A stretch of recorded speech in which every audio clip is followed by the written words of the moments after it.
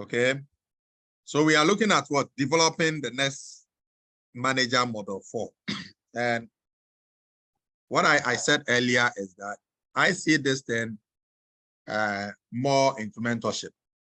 And mentorship simply means that you are offloading or downloading whatever you have learned over the period as in your experience and that just into some other young person who is coming, that person will take after you and will do rather greater things than what you have done. A mentee should be able to exceed the mentor. In other words, should be able to do more than the mentor has done. We are saying that management is known as a form of art and science, and the key is managing employees more efficient and productive while finding the next, finding the correct way to do it. So when preparing to manage one group or the other, you are preparing them to manage their own employees. And every manager is a different personality type. And of course, the techniques that you're going to use on each person might not be the same because that they have different personality traits. Okay. But having said that, with some tools, you should be able to manage them. So sometimes bringing a new person into the managerial position can be, it's not something that is easy. Sometimes you hire them directly. And even when you have hired them, you need to train them. Okay. So sometimes it's good that you build the capacity from within because those people have been with us and they know what we do. If we are patient and with some sort of structured communication, we should be able to mentor people and groom them to that position. Many a times, rather than grooming those who are under us, we prefer bringing outsiders because for some reasons, and this thing has been happening in most public institutions, government institutions, and it saddens some of us are hard. When I was with DPHA, I had to mentor quite a number of these guys, and I told them that I was going to leave one day. Even though I didn't leave at the time that I wanted to leave, I told them I was going to leave definitely. So there were some of the guys that some top managerial meetings, I sat down with them and gave them all the things that they needed to say and had the questions that they are likely to come and how they should answer. And I gave them the motivation and they went. I deliberately absented myself, made myself busy that I was not in the, I was not around, doing something else. And these guys went to the meeting. They were now attending other meetings. I had about 3 guys that they could attend some top management meeting without my presence. And I've always believed that a leader is the one that when in his absence, the organization is able to operate well, then we can conclude that that leader did well. A leader is not the one that when he's not around, they cannot function. Okay, so that's what we should be doing. So we are saying that when training a new manager, one of the first things to accomplish is to establish, you need to give the person some goals, okay? What you want from them. Many a times we are not clear in our mind what we want these people to do, all right? So, and these goals should be realistic. We should be specific with them and make sure that we have a detailed plan as to how they are going to achieve it.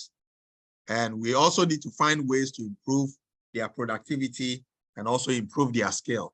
If you are giving somebody a task to do a specific thing, it is important that that particular person, you equip him with that skill set that he needs, or the skills, requisite skills and competencies to deliver. Many a times we give them the jobs, but without any training, and we expect them to do the job, and which is very unfortunate.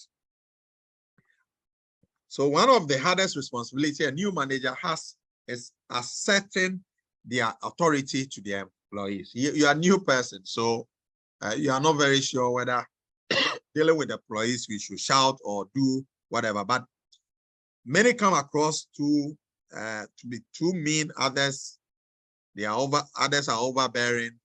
They don't know how to deal with them, especially when the people you are dealing with they are older than you. Others like that pushover thing, and then still others want to control and then back. There can be gray areas that new manager can get lost in, and for which reason it's important that the manager outline some of these things from the beginning. And also, the manager should also know who they can come to if they run into what problems, okay? If you are having an open door policy, it is easier for people to come to you when they have problems. And you do not throw them to the sharks without a life preserver. Okay, you do not do that. When you give them the tax and they are faced with a certain challenge, you need to come in and then rescue them. I give you an example. One of my students who I was supervising did a great job with a presentation. It's Anhalt in Germany. So we had a Zoom, and Professor Scott, who was there, was the internal supervisor. I was the external supervisor. So the guy did a presentation, did everything, and the question was asked. When that question was asked, that question was a thought-provoking question. And of course, I didn't expect the guy to, so I just came in as a supervisor because I was the one who supervised, I was the person who supervised the work. So then I took the argument with Professor Scott, all right? And it was settled. And he understood where the guy was coming from. So when we were done, the guy just called and said that you saved me. I said, no, we are in together. And that's why I said that do your best. And when you get to, the bridge where we need to cross, we'll cross. Sometimes when these new managers, they commit mistakes. We need to take responsibility, especially when they are new to this area, okay? So that we don't expose them to things that they are not familiar with, to embarrass them. Sometimes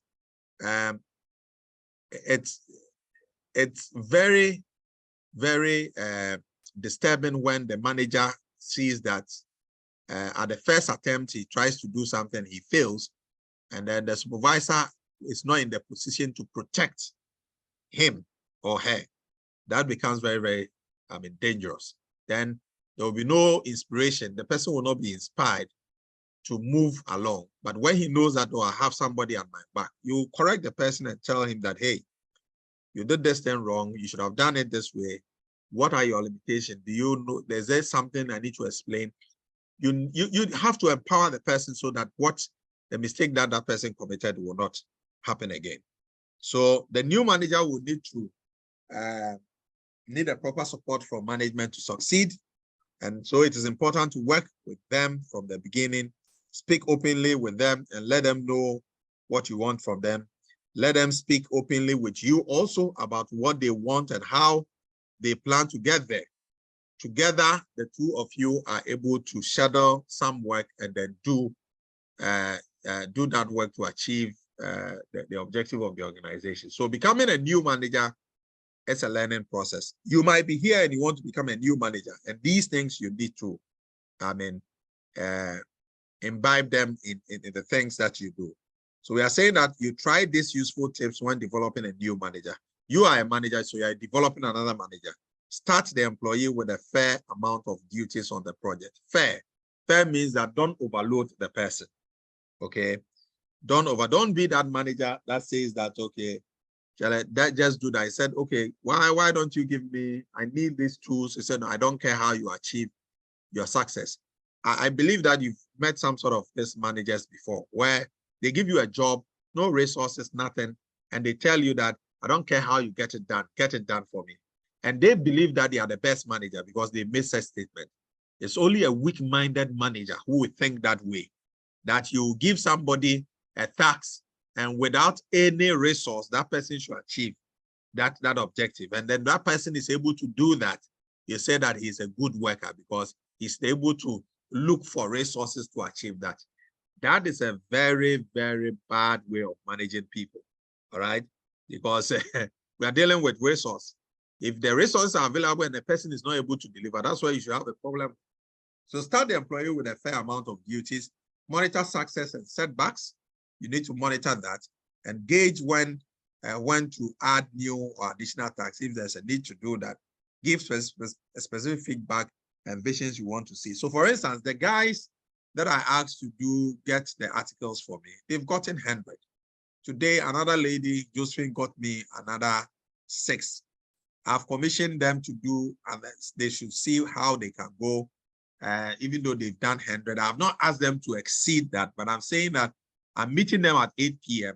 Let's see what they are able to do. Okay, so I've given that laxity. But what I did was that when I was going through their articles, I was just commending them. All right, now this is good. 2020, 2022, this is good. This is fantastic. This is good. There were some that it was 2012, which is slow. I said, okay, that can be accommodated. I didn't say that that was bad, even though it was, but I said it would be accommodated. So they are in high spirits and they are working. So give specific feedback and visions you want to see. Give feedbacks and then the visions you want them to see. Focus on goals and progress the employees can reasonably achieve.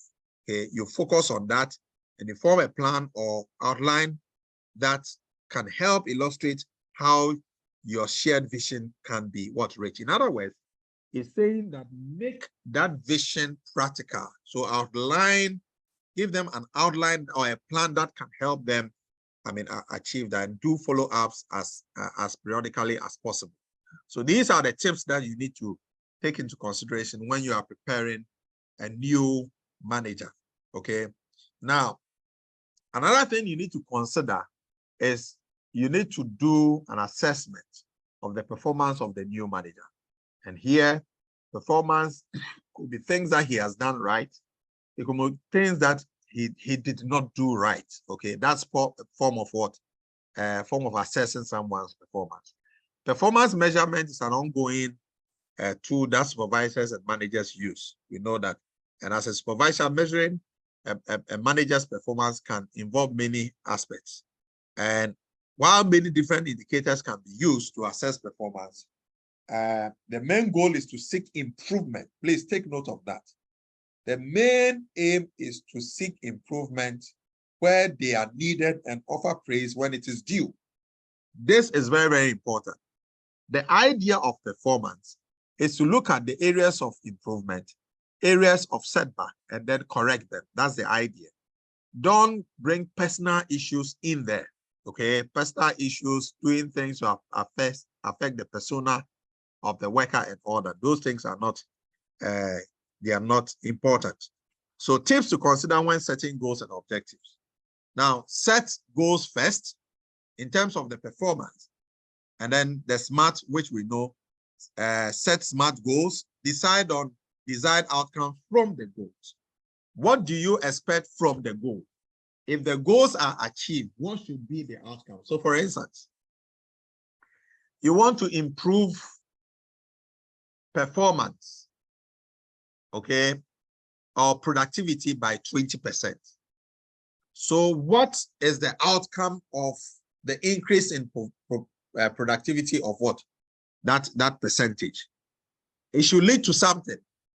So probably that outcome, productivity going up by 20%, should lead to what? An increase in what? Net profit of what? 10% or 5%. That is the outcome of the productivity increment. Okay. So it's important that the outcome is realized. Okay. Or maybe the outcome of productivity will lead to what? An increase in what? Our market share by what? Maybe 2%. Or it is going to increase our brand equity by a certain percentage. That is also accepted. And be specific and use details. Be specific. Sometimes we give instructions. Sometimes we tell people things and we are not specific. Okay. Okay. So for instance, you are asking a manager to submit a report, okay, on a project. Maybe he's on a project, and the project is a one-year project. So you tell the person that so give me a progress report. You send a mail, give me a progress report. When you send a message like that, you are not being, what you are asking the person to do. If the project is a year project, what you are saying is that it should give a whole progress report of all that has happened at a particular date. But probably that is not what you are looking at. You are looking at maybe some key milestones that has been achieved. And you could mention them so that it's easy for the person to do that. So you realize that they will be giving you a bulk info. Then now you tell the guy, this is not what I meant. I meant that give me some indicators. But you could have said that in your first instructions. Okay? So be specific and detailed. Be specific and detailed. All right? And then be definitive about how they can be completed. How those objectives can be completed. So when you set those objectives, it's not just about saying that you have to do this. Tell the person how he can achieve that. And I do these things every day when I sit on a panel. When a student comes and then we are talking about, okay, the person's thesis and wanting feedback. Sometimes you see supervisors who say the problem statement is not good, the objectives are not good, and yet the person is not able to give you a feedback. Then students are left in the wilderness, they don't know what to do. So what I do is that when I say, okay, your problem statement is defective, and let me show you why. Okay, you did not indicate any specific problem. All right, you don't have reference, indicating that this problem happened in this organization. Okay, you have not established any literature gap. Okay, so the literature gap is established when, then I explain. Then I said that to the extent that to tell him how to even write the bullet point. It's very, very important we do that. Sometimes we leave the people, the managers, and we think that they should be able to figure out. They keep, recycling, and they really don't know what you are asking.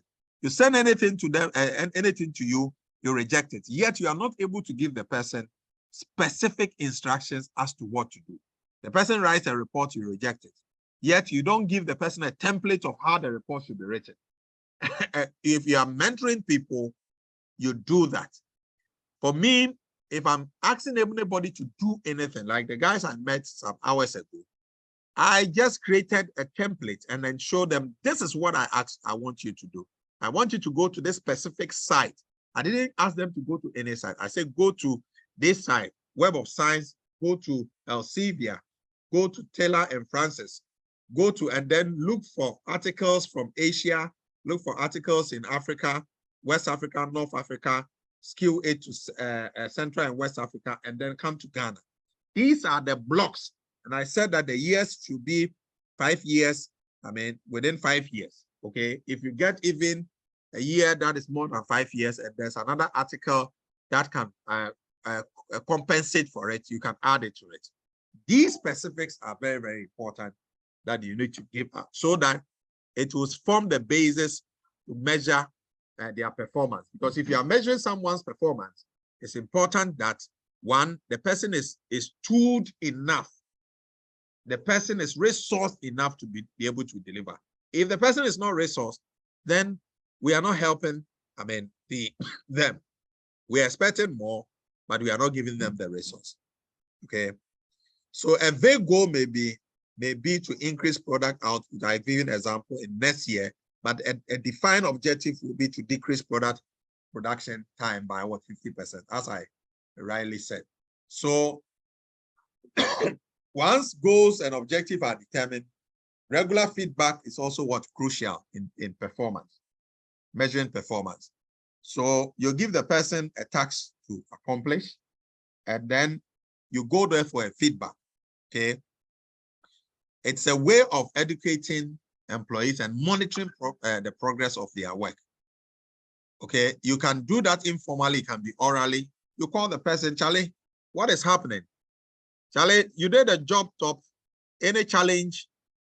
I mean, any challenge, where have you reached? No, don't give me details. Where have you reached? Have you been able to make some inroads, any significant progress you want to find out? Okay. And you do that so that you fill in the gaps. It's also important that when the person achieves success, you praise the person in front of what the subordinate.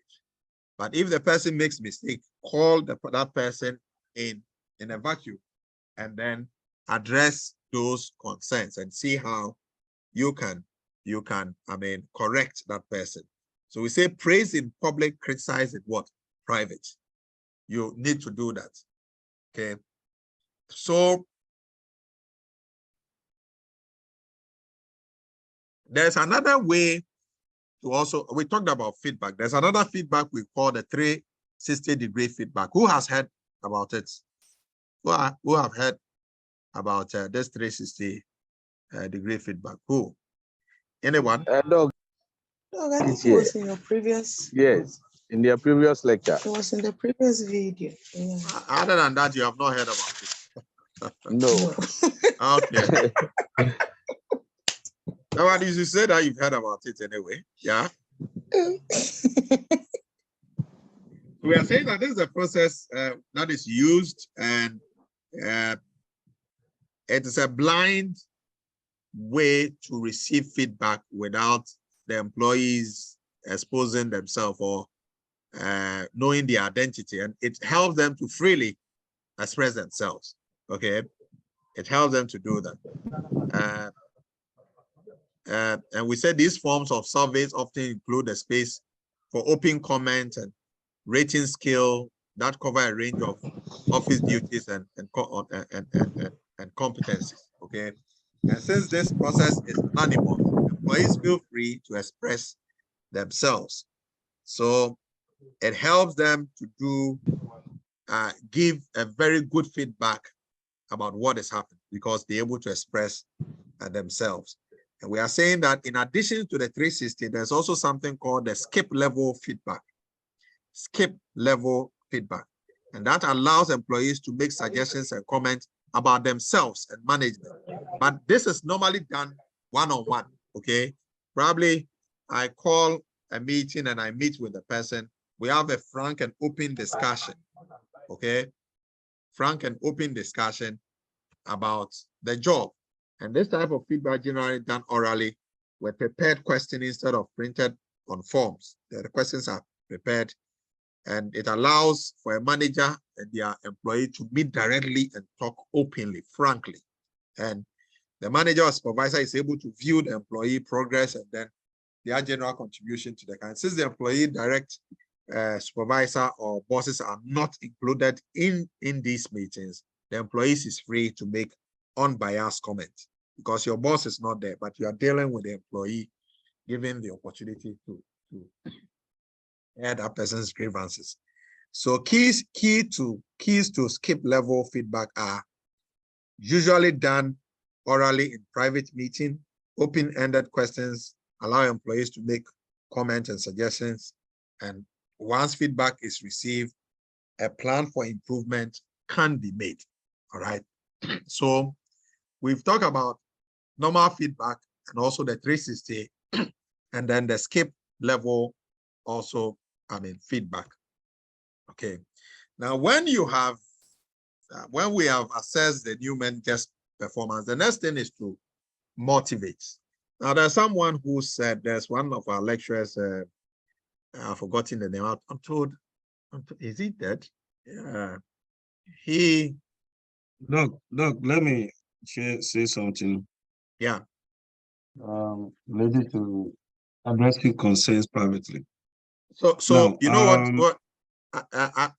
Let me do this. Let me finish. Note one down. Okay, you finish. So that we have a full lecture, and then I stop the recording, then we take it out from there. You get my point, senior? Senior, are you okay with that? Yeah, okay. So this guy said, ask a question. In fact, human resource said human beings are good, but they can do better. discuss. 30 marks. Human beings are good, but they can do better. What was he talking about? Motivation. Okay. Employees have different personality traits. And the fact of the matter is that in Africa, where the Maslow hierarchy of needs, we have not reached self-actualization, where we are still dealing with basic needs. Motivation in Africa is money. People, if you go and buy a plate for someone, or during Absolutely. the birthday, you go and buy flour for your Your employee. No. Because the person is struggling with rent. Okay, is struggling with, I mean, a number of things. So motivation in Africa is much. You see, these Abraham Maslow's and then Herzberg and these guys, their theories were more, I mean, related to the Western world, where the basic infrastructure that one needs to survive, they have been provided. I learned today they've even added, I mean, Maslow hierarchy of needs are part of the basic needs. They've added internet as part, that people have right to internet. All right. So motivation in our part is money.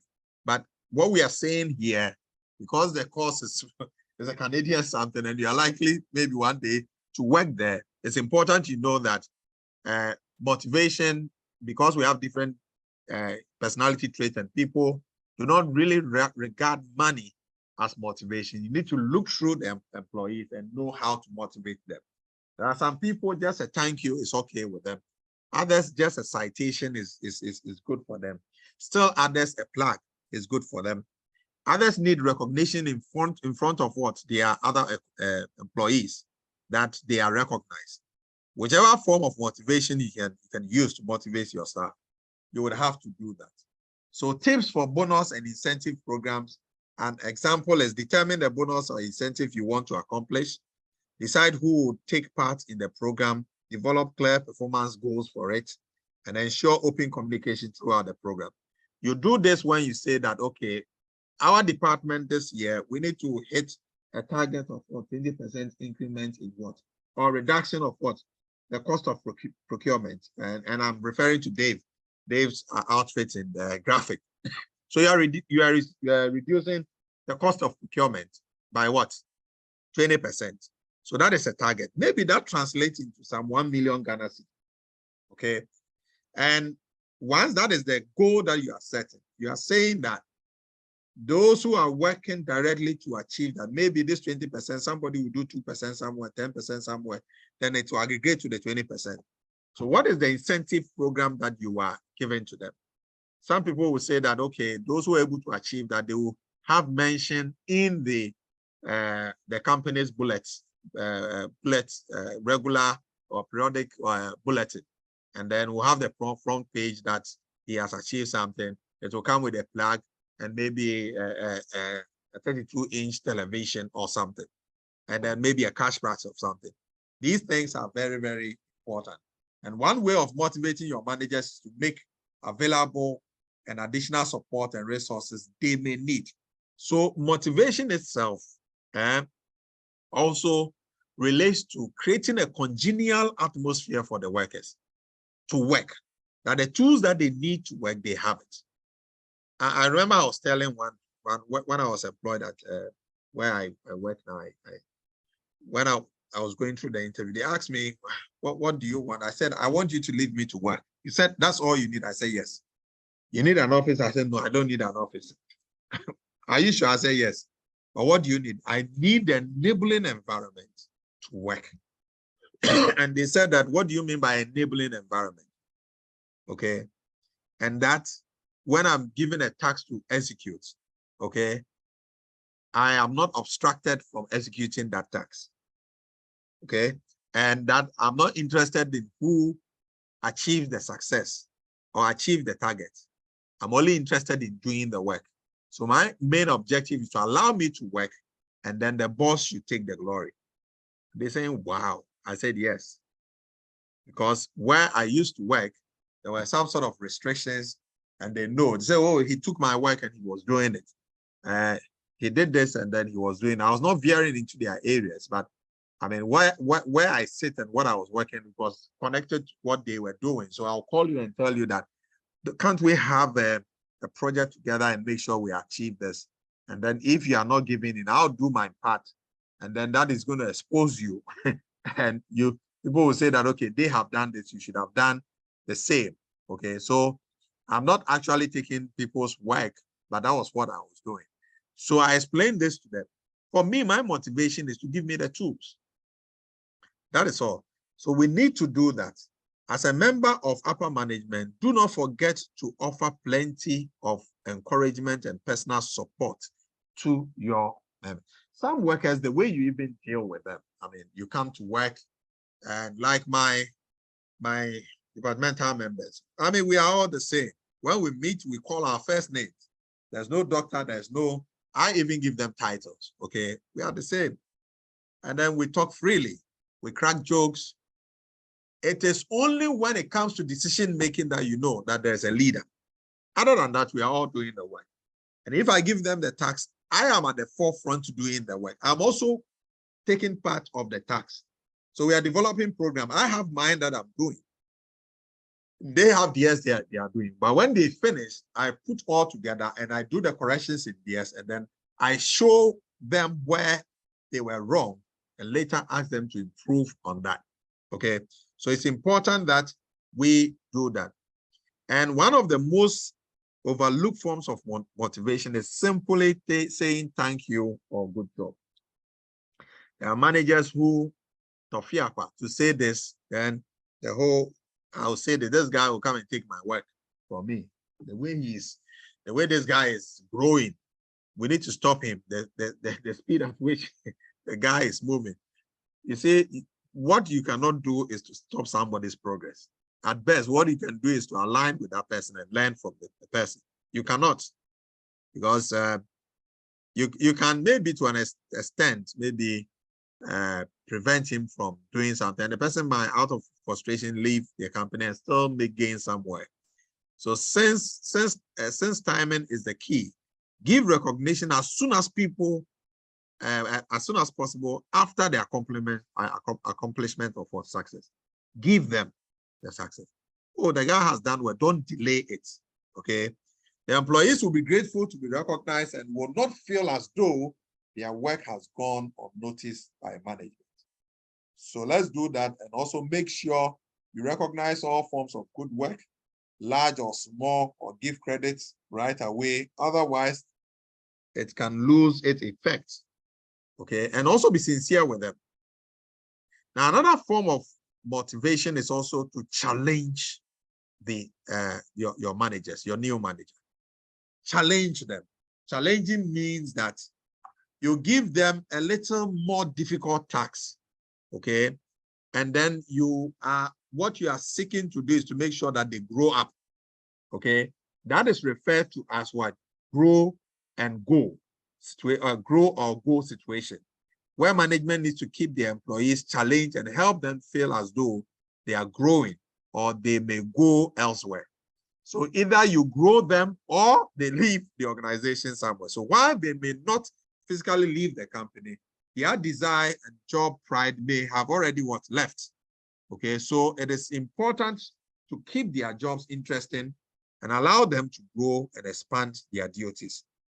If they excel in one area and have become limited, help them to also, develop the other skill sets to become versatile. And do not feel threatened by those that want to move forward. Most people, this is a big issue. They are not all out to become the next vice president or CEO, but many do seek the challenges of new opportunities. I remember when I was in GPA, somebody said, I want to be the way I dress every day, I want to be the director general. But I said, really? He said, yes. I said, okay, Charlie, you have lowered my expectations, because that's not what I want to become. Said, really? I said, yes. You have underestimated me. I'm not anywhere near that area now. That's not what I'm thinking. but I'm thinking of what a higher, position. Because people think that and they feel threatened. Say, this guy, the way they move, this guy will get to that level. But that shouldn't be something. And I know it's something in our work environment. So we try to do so many, to the extent that people use black magic and other things to just kill people because they know. You cannot stop someone's progress. That one, there's nothing you can do about it. What you can do is to learn from that person. So when I see somebody who is promising and is exceptional, what I do is that I learn from that person, because you should be part of that person's success. Anyway, the guy is going to be successful. So you need to, be part of it. Now, after you've looked at the performance, you also have to tackle poor performance. How do you tackle poor performance? Okay, how do you deal with it? So the key is to identify these signs of poor performance, poor management before it has a chance to go any further the line or change any other employee. You have a manager who has employees under that manager or under him, and that because the manager is not performing, the attrition and the employees are leaving the organization. The rate of turnover is going very high. Employees are disgruntled, the employees are dissatisfied, and they are not able to offer. In such situation, we are saying that in some companies they will just fire the manager, but a good senior or top manager will not do that immediately. First of all, you need to engage this manager and know what is really happening. We are saying that missed deadlines are general signs of what? Poor time management, which can affect several different aspects of managers' duty. When a manager misses deadline, it can cause conflict among several other teams. When the other teams depend on their outputs, depend on your inputs. Okay, so what we are saying is that it is important to recognize when a missed deadline is just random mistake, and when it becomes a consistent habit. When it's just one time, that is fine. Maybe an act of God, it rained or something happened and that you could not meet your deadline. You could look at that.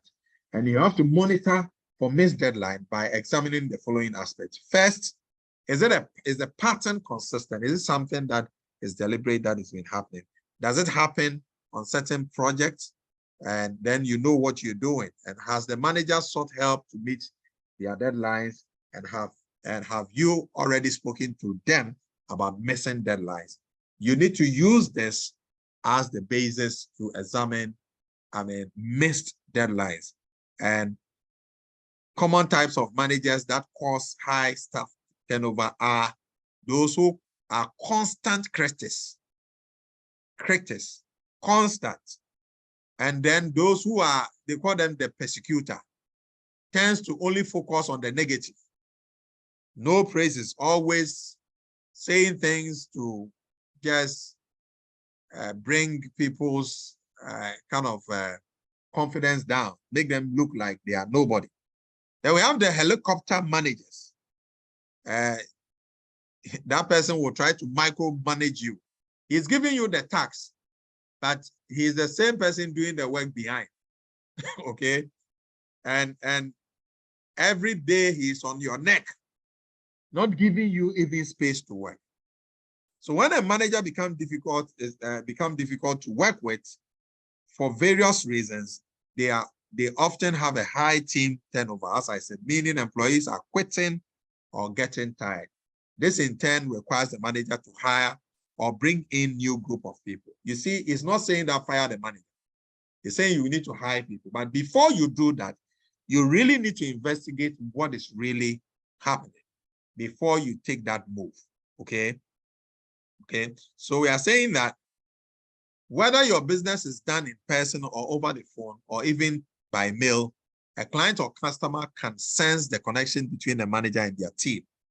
They gauge how fast information is retrieved and how well they work together to get their project done. And if you notice that a customer is dissatisfied or there's a service encounter failure, then there's a likelihood that the interaction with that customer and the manager was not very good. Okay. Sometimes if you do a follow-up of the client, you get to know that the manager might have passed unnecessary comments.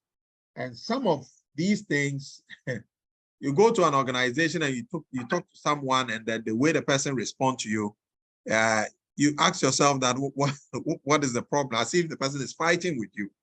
And you want to find out also that if really the manager, the work that he did was adequate or was inadequate. You want to make sure if the manager is not really meeting the demand. So we are asking the question, are demand not being met? If the answer has something to do with how the manager acted or handled account, speak with the manager right way to correct the situation and prevent the same kind of behavior. It is believed that anytime there's a service encounter failure, that person, that customer is going with another 12 customers. He's going to tell those customers that, hey, these guys are not serious. And when a customer tells other customers that you are not serious, your work, your job is just going to go down. Okay. Or your company is going to lose a lot, because there's a multiplying effect that the 12 will also tell another 12. And then the other 12, you keep multiplying. Okay. So it's very, very important. So we are saying that some signs that you need to look for when there is no growth. He said, watch for signs of little or no growth. You need to look for that. You also look for low numbers or statistics about that particular manager's work, and no acquirement of new skill. You realize that, okay, he's been doing this thing for a very long time. There has not been job rotation, job enlargement, job enrichment. So he's sitting where he's sitting, he's not doing anything, and lack of job promotion. So that person is also not being promoted, is also a sign. And disgruntled subordinate employees. When the person is dealing with employees who are disgruntled, then it's likely to degenerate into that. You see that in all these instances, the focus is not on firing the manager, but the focus is actually on making the manager a better person. The last resort might be to replace the manager. Now the focus is on the team, how the manager can improve on his or her performance so that the team can also work. Now, when you have tackled also poor performance, there is also this thing that we need to also imbibe in managers: trust, right? Trust. Anytime we give a task to be accomplished, we need to trust that these people have been trained and they should be able to execute the work. More often than not, we give people work and we try to micromanage them because we don't believe that they will be able to execute the task. And sometimes it becomes very worrying. But it's important that you know that if you give the task to a manager, allow the space for the manager to work. Trusting the manager means, it doesn't mean that you shouldn't verify. Verification and checking whether the work is on point or on target is very, very important. That's different from micromanaging the person. Okay, so we need to do that. We are saying that common methods, let me read this part so you understand. It said, trust, it said, yet trust but verify. Verification is a common tool used by many leaders today in helping manage their groups of employees. We cannot always assume that the job is done right. Sometimes the work needs to be verified or reviewed. And it does not involve micromanaging, as I said, but it involves specific steps of checking and verifying an employee's work. And common methods include asking the employee to send a mail to find out whether they are finished, and then to see the faces of the project, and also even having an oral conversation with the employees. Managers often make the mistake that previous information is automatically absorbed and understood and overlook the need for verification. It's important that you verify. When you give instructions and the task is being done, verify and ask whether they are on course or not. There's nothing wrong to do that. Okay, there's nothing wrong to do that. We're saying that assuring your managers do not do a good job without crossing the line into micro managing can be hard for anyone. Sometimes the line between you not seeing to be going into the art space and also giving the independence to the manager is also two things that you need to look at. The way you approach it will mean that you are doing micromanagement. You want to take the job. It depends on how you approach the whole thing. And once you can ask for accountability, that should be enough, okay, to be able to allow the person the space to be able to, work. One of the things that hinders or hampers the trust has to do with poor communication, okay? Poor communication. That is one key thing that can create relationship problems, and that can bring distrust. So it is easy to believe that your managers will always be forward with you and will have no trouble approaching you with problems, but it is not necessarily true for some groups. To ensure your employees feel comfortable with you and with each other, promote communication that is open and honest, open door approach, allow people to talk freely, and let them ask questions so that, and then you'll be responsive to them and make sure the open door policy is there.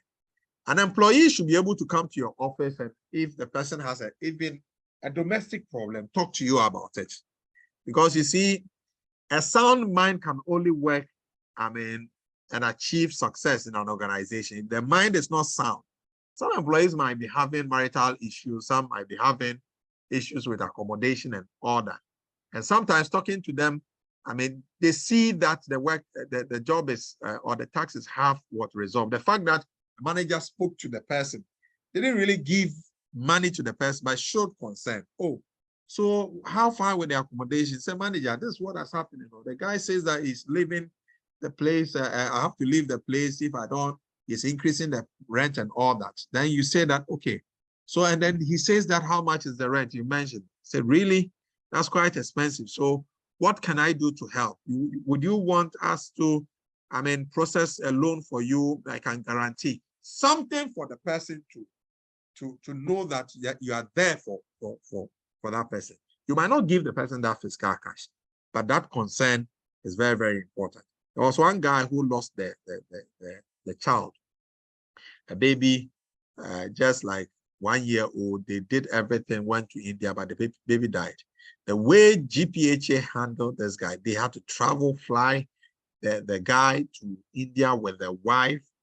The organization paid the per diem and everything. The guy eventually lost the child. But the fact of the matter is that the guy felt that he was welcome. He was part of the organization, that they treated him well. And that was very, very good. Okay. Then we have complaints about the new manager. Okay, complaints. Employee complaints, and you should know there are two things that can always happen to you. When you see two people who are talking, there are two things that they are talking about. Either they are talking about themselves or talking about others, right? When they meet others, rarely do people talk about animals, but they are talking about themselves or others. Okay, so complaints, whether you're a good person, people will complain about you. If you're a bad person, they will still complain about you. But complaint is something that managers should not, as it were, prevent people from complaining. It's a form of feedback that can help the organization. So while they can be troublesome or even annoying, effectively handling a complaint and resolving issue can not only boost the employees' morale, but also can provide everyone with constructive feedback. Do not discourage, please do not discourage employees from bringing their complaints. Allow them to be open and then come to you, and then let that open door policy so that they can air their grievances.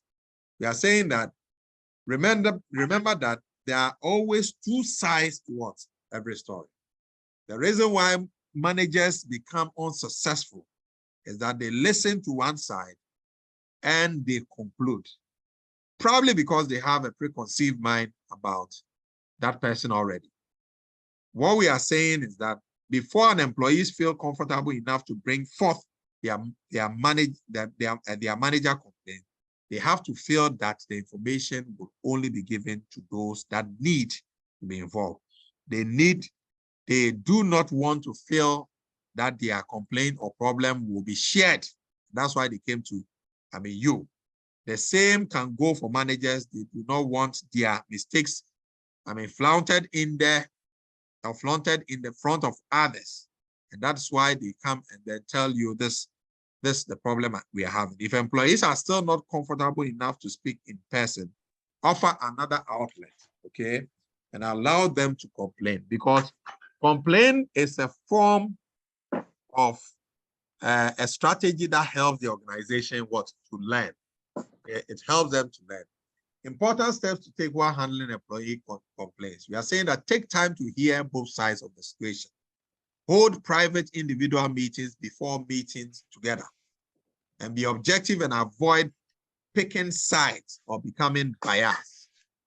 Gather factual feedback, analyze and investigate. Okay, analyze and investigate. Okay, once you have handled the situation and have come with a way to resolve the problem, it is important to decide who will carry out the plan, okay, and how. And if you are able to help implement a solution, offer yourself as a coach to support them. Sometimes managers or employees are not sure whether to go after a complaint have been resolved. And so you should be their help at that time. And you ensure that at the end of the day, that complaint is resolved. It's about some people having some personal issues or conflict. You as the manager, you come in to then resolve it. Okay, so you see this guy and the way he's opening his arms. It tells a lot. Either he is disgruntled, either he's dissatisfied, or either he doesn't understand something. We are saying that after a complaint or a problem has been investigated and eventually resolved, make time to follow up. And the employee or the manager, sometimes there could be tension, and you doing the follow-up will calm down the tension. Okay, and make sure that if it's about working conditions, make sure the working conditions are better. Check that if they were not holding meetings and there was gap in communication that was leading to that, that is corrected. But you make sure that people have egos. And when you are dealing with human beings who are all egoistic, by nature, you need to manage this ego in such a manner that they will not feel offended. And that is very, very important. Then we have the intervene and then the role model. So intervene, we are saying that any mistake made by an employee can cost the company serious money, and which is why they are strongly avoided when possible. So somebody talks rudely to our top-notch customer, and the person is really bringing the 80% profit to the business. So he says he's not doing business with that. Our business is gone aground. So it's important that we most times intervene when there are issues of mistake. While you cannot stop an employee from making a mistake in hopes that it will save the company some money, a significant drop or negative effect on the company can cost the company seriously. So you have an obligation as a manager or the company to protect its finances and assets. And therefore, when this types of behavior is noticed or even expected, it is important to intercede. Sometimes a customer is rudely spoken to. What the organization do is that they can go and apologize with the customer, and the customer with that employee who did or manager who did that, and the manager as a form to show some sort of seriousness, they even suspend the person who did that. Okay, just to show that they are listening what organization. Okay, so that is very, very important. And try to investigate employee mistake by one, reviewing proper procedures and policies on companies with finances. How much is the mistake costing us? That is very, very important. Explaining why you had to step in and ensuring that you are able to help. And then following up frequently for a period of time afterwards. Now, I think I don't know whether I've shared this with you before, that on a panel where a PhD student was doing his review, her review, one of our panel members just bastardized this person and said, your problem statement is not good, your theories are not good. And then this lady was confused. So I was asking the prof, can you give this person a constructive feedback? What should she do? And I told the lady to take a pen and a paper. Prof, can you tell the lady what to do? And the prof was there. He said, you know, he was doing. I said, no, we need specific things to do because you've criticized her and you're saying that the problem statement is not good. So what should she do? Then she was there. So what did I do? I said, Prof, can I help with your permission? He said, go ahead. And then I rated everything. Then I told the lady that, you know, so Prof could add, some to it. I got somewhere and I said, Prof, and then Prof did that. Now, even though my intervention saved the situation, the Prof didn't find it, very, very good. He was not comfortable with it. So when we went on recess, I told him that, Prof, I know, he said, but you shouldn't have done that. I said, we were giving the student a feedback. He's going to leave. She's going to leave and come back in the next 3 or 4 month review with the same problem without any feedback. So you could have told her that, hey, I'll personally write and send to you or something. But to say that, to complain about it without doing anything, there was a need to intervene to save the reputation of the panel. And that's what I did, that we knew what we were doing. And that if one person had a challenge, we could step in and then resolve the issue. So you expect your employees to make mistakes and fumble the boss at times. Sometimes a professional reminder can get them back to track and further actions are not needed. So, however, when an employee repeats several mistakes or behaviors or continues to fail for a very long time, then there's a need for serious coaching to be done. And then the employee should be trained with those, to deal with those behaviors. Some mistakes are more attitudinal than lack of competence, like rudely talking to customers, okay? And sometimes we want to find out what happened in the house, whether the person finds himself in a situation and for which reason every morning that person is angry and talks rudely to customers. You may want to look at that. And in all this, you see that the literature is not telling us to fire the people. We are looking at changing character, changing behaviors so that we can, make progress with the manager, new manager or employee, because it is not easy. When you fire someone, it costs a lot, okay, to replace. And people don't see that, because if it's a government institution, they are not the one paying for the cost of recruitment. So focus on the fact that the current behavior is not producing the desired result and work together to form a different plan of what action. Then the last one has to do with role model. I think I talked about mentorship when we started, and I was saying that, as a leader, one of the things that you need to look at is to make sure that you leave your footprints in that company. Did you mentor somebody before you left? You're going on retirement. Do you have someone to replace you that they will still feel that you exist? Offloading your knowledge, your intellect into someone means that you are ensuring that your presence is still with the organization. And once they begin to roll that knowledge onto other people, then it means that even though you might be dead, your ideas will still be in the organization, okay?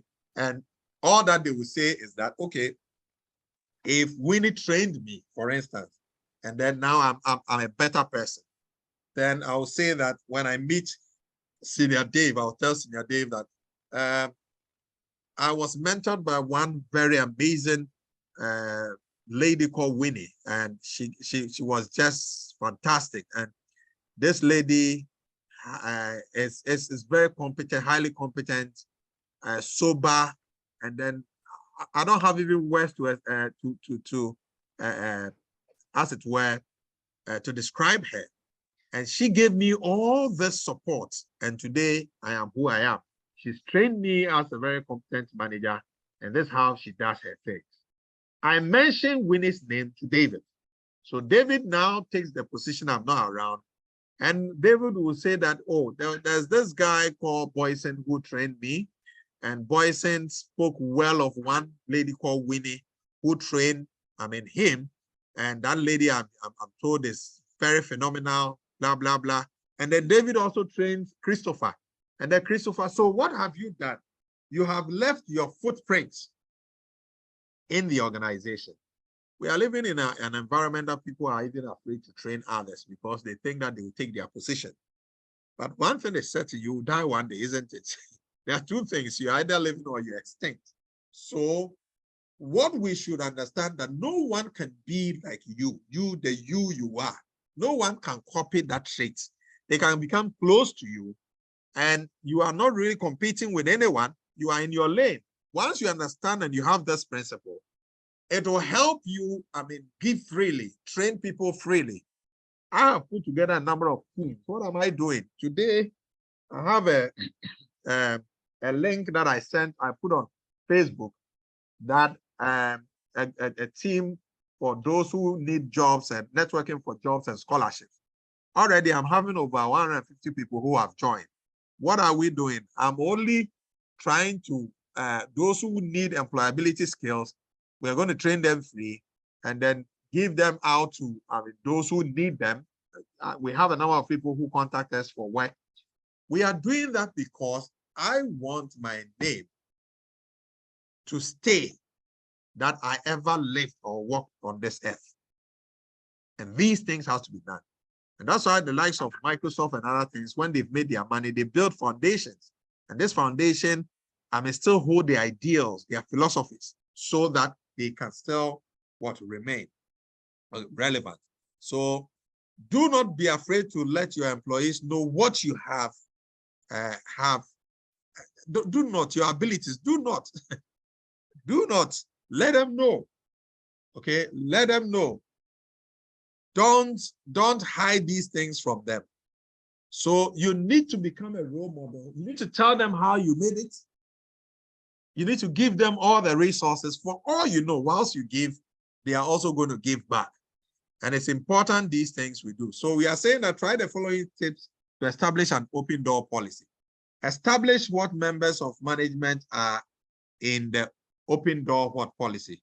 The members who are there to listen and decide if there are any guidelines to follow, such as office hours or contact procedures, and then ensure all employees are aware of that open door policy so that they can come. We are saying that management is only as successful as the employees that report to them. That is huge. Management is only as successful as the employees that report to them. That is very so. You make sure that the ground rules, such as office hours and all those things are set, and then there are guidelines that shows which hours that you can meet these people or enter into that room and then share your grievance. But we are doing this so that we become role models. People can just look at us and then learn something from us. And finally, management is only as successful as employees that reported. Because of this, managers and supervisors will train their employees the best way they can and ensure that they have the proper skills and tools to do the great job. When an employee succeeds, it is not only reflected, or it does not only reflect well on them, but it reflects on the management and the team that trained them. And that is why management tries to develop great skills and attributes. And employees, I mean, when management develop this, employees then are trained so that they can deliver on the promise of the organization, the promise that the organization made toward customers. So always remember, this statement might come somewhere in an exam. Management is only as successful as their employees that train them. So I want to thank you for your time, and then I would ask for questions.